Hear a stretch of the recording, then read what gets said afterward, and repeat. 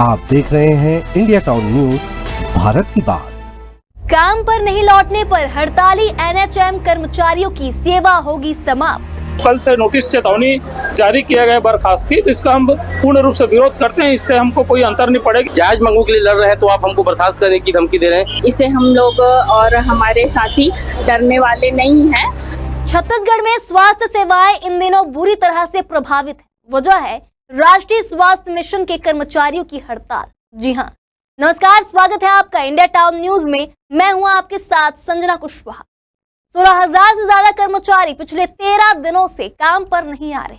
उनकी मांग है कि सरकार उन्हें नियमित करे और अन्य सुविधाएं दे। इस लंबे चले आंदोलन से मरीजों को इलाज में भारी परेशानी हो रही। तो वहीं अब सरकार ने सख्त रुख अपनाते हुए आदेश जारी किया है कि अगर कर्मचारी तुरंत काम पर नहीं लौटते हैं तो उनकी नौकरी जा सकती है और वेतन भी रोक दिया जाएगा। देखिए हमारी खास रिपोर्ट। राष्ट्रीय स्वास्थ्य मिशन यानी कि एनएचएम के कर्मचारी लंबे समय से सरकार से नियमितीकरण और अन्य सुविधाओं की मांग कर रहे हैं। उनका कहना है कि वे कई सालों से काम कर रहे हैं, लेकिन अब तक उनकी सेवाएं अस्थायी ही मानी जा रही है।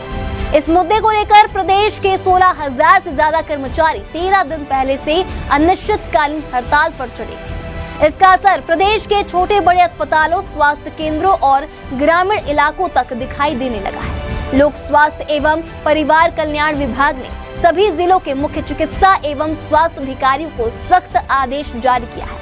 आदेश में साफ लिखा है कि अगर कर्मचारी अब भी काम पर नहीं लौटते हैं तो उनके खिलाफ सेवा समाप्ति की कार्रवाई की जाए। हर अनुपस्थित कर्मचारी को नोटिस थमाया जाए। नोटिस में यह स्पष्ट लिखा हो कि अगर वे काम पर नहीं लौटते हैं तो उनकी नौकरी खत्म कर दी जाएगी। नो वर्क नो पे, यानी काम नहीं तो वेतन नहीं। इस नियम के तहत इस महीने का वेतन भी नहीं दिया जाएगा। सरकार ने यह कहा है कि हड़ताल जनहित के खिलाफ और अनुचित है, क्योंकि इसका सीधा नुकसान आम जनता को उठाना पड़ रहा है। आज ये हमारे हड़ताल का 13वां दिवस है। विगत कई दिनों से हम हड़ताल पे हैं और उसके लिए हमारे लिए जो नोटिस निकला हुआ है, लेकिन उस चीज़ को हम लोग ये हम मान रहे हैं कि वो हमारे लिए एक सकारात्मक है और हमारे लिए एक रुझान है।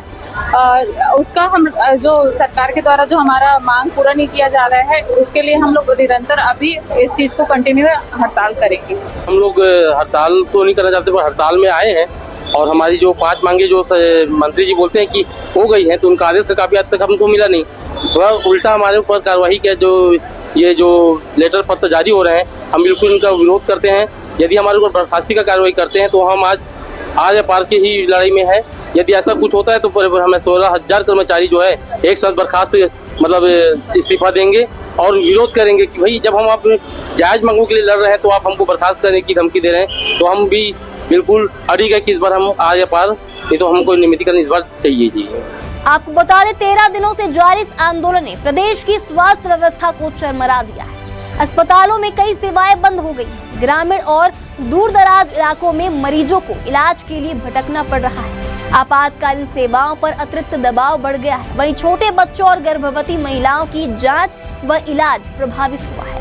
वहीं कई स्वास्थ्य केंद्रों में ताले लटके हैं और लोग निजी अस्पतालों का रुख करने को मजबूर हैं। सरकार का कहना है कि जनता की सुविधा सर्वोपरि है। हड़ताल से प्रदेश की जनता के जीवन के साथ खिलवाड़ हो रहा है। अगर कर्मचारी अपनी मांगों को लेकर बातचीत करना चाहते हैं तो सरकार तैयार है, लेकिन आम जनता की परेशानी को देखते हुए यह हड़ताल किसी भी हाल में उचित नहीं। सरकार ने संकेत दिए हैं कि अब और देरी नहीं होगी। अगर कर्मचारी काम पर नहीं लौटते हैं तो बड़ी संख्या में सेवा समाप्ति की कार्रवाई की जाएगी। सर, सरकार एक तो दीर्घ काल तक हम लोगों को संविदा में रख करके शोषण कर रही है। लगातार ऐसा नहीं होता है कि आप एक संविदा अल्प अवधि के लिए होता है, 2 महीना 4 महीना के लिए। ऐसा नहीं है कि आप हमारे जीवन पर्यंत हमको आप संविदा में रखेंगे।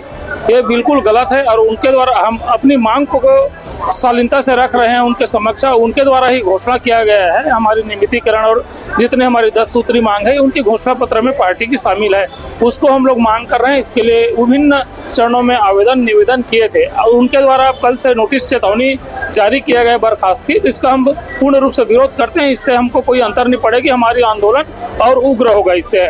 तो वहीं एनएचएम कर्मचारी अपनी मांग पर अड़े हुए हैं। उनका कहना है कि उन्हें वर्षों से अस्थायी तौर पर काम कराया जा रहा है। कई राज्यों में एनएचएम कर्मचारियों को नियमित किया जा चुका है, तो छत्तीसगढ़ में ये कदम क्यों नहीं उठाया जा रहा है?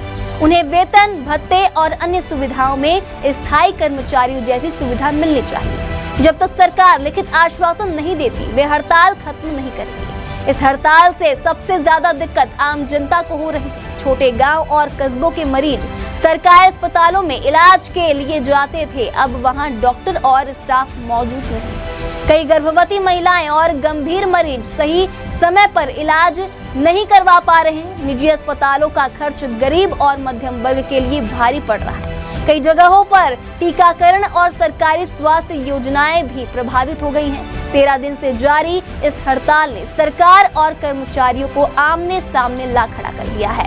सरकार ने अब स्पष्ट कर दिया है कि या तो कर्मचारी काम पर लौटे या फिर नौकरी से हाथ धोएं। हालांकि माना जा रहा है कि अगर जल्द समाधान नहीं निकला तो हजारों कर्मचारी अपनी नौकरी गंवा सकते हैं। तो वहीं दूसरी ओर इतने बड़े पैमाने पर सेवाएं रुकने से प्रदेश की स्वास्थ्य व्यवस्था और बिगड़ सकती है। हमारे कुछ साथियों को मिला है ऐसा कागज, लेकिन सरकार ने जो ये किया है इसे हम लोग और हमारे साथी डरने वाले नहीं हैं।